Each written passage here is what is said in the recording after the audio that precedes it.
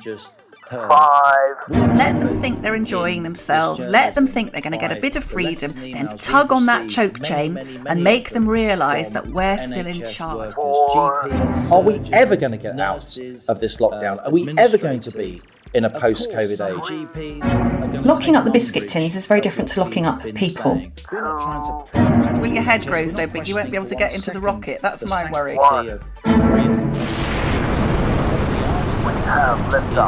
Welcome once again to Planet Normal, the Telegraph podcast with Alison Pearson. Hello. And me, Liam Halligan. Well, she did it, Planet Normal citizens. Co-pilot Pearson positioned e-medicine and total triage in her rhetorical crosshairs, fired her word-spitting ray gun, and kapow! The mighty medical establishment was tamed. Last week, former NHS Trust chairman Nick Stokes appeared on Planet Normal, his beloved wife Joy having died because in Nick's view, she couldn't get a face-to-face GP appointment quick enough and her cancer recurrence became inoperable.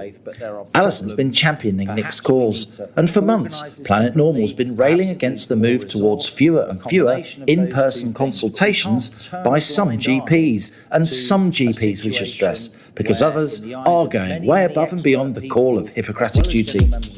And as Gunnar Pearson kept firing, last Thursday official NHS guidance was changed. Plans to use more online and telephone screening for GP appointments have been scrapped. Hooray! With everyone now having the right to see their doctor face to face. Bullseye. We can be served inside pubs and restaurants, Alison. Lockdown's easing ahead of, we hope, full release on the 21st of June. But meanwhile, there's confusion. Confusion over foreign holidays. Confusion over what will happen on the summer solstice. We'll discuss all that. But first, co-pilot, what of this most welcome NHS U-turn? Well, it's very generous of you, co-pilot Halligan, to attribute this miraculous change in NHS England policy. But I'd like to say well done, Planet Normal listeners. Well done, Telegraph readers. What a wonderful victory for common sense and decency.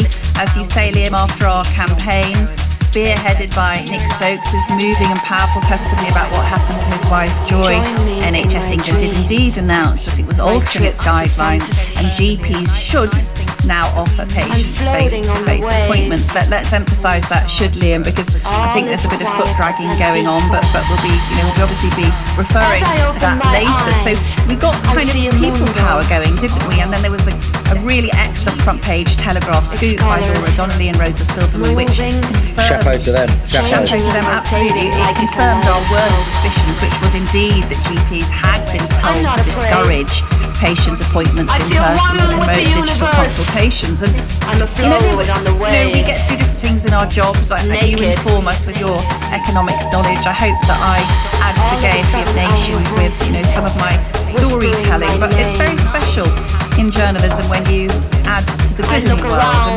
And I do hope that this change, and I hope that GPs do indeed start seeing more patients face to face, because as many doctors and nurses wrote to us, it's dangerous to not see patients face to face. And if it saves a few people who wouldn't have been picked up on the phone or these dreadful e-contact forms, then I just feel it's made it very worthwhile. And that bigger point we made last week as well, Liam, about this contactless world, which is increasingly foisted on us by bureaucracy.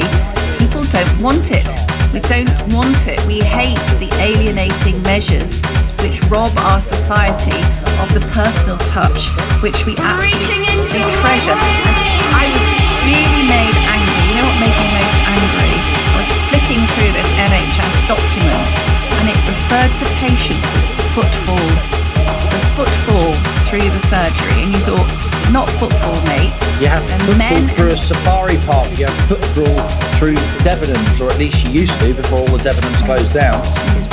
Yeah, and that's not a way to refer to men and women who are in pain and who are in need of reassurance. I think, going forward, I hope that Planet Normal will continue with this, because we also heard from many GPs who are saying that the ship of general practice is sinking. There aren't enough of them. They haven't got enough time to see people. We've allowed an enormous amount of immigration into our country, Liam, and for good, as we know, much for good. But also, has put huge pressure on these public services. There aren't enough GPs. Many of the over 50s cohort, who are an incredibly dedicated lot, they're about to retire. What's going to happen? But anyway, look, hooray for everybody for making this, I think, really special change, which will hopefully improve the quality of millions of lives. Indeed, well done to you, well done to Planet Normal, and well done to the Telegraph, who back everything that we do, and our fellow journalists on the Telegraph for really pushing for this change. I think we should have a qualification here, and I deliberately wrote this into the intro, which you just heard. We're driven in this journalism by the letters and emails we've received, many of them, from NHS workers, GPs, surgeons, nurses, administrators. Of course, some GPs are going to take umbrage at what we've been saying. We're not trying to privatise the NHS. We're not questioning for 1 second the sanctity of free at the point of use.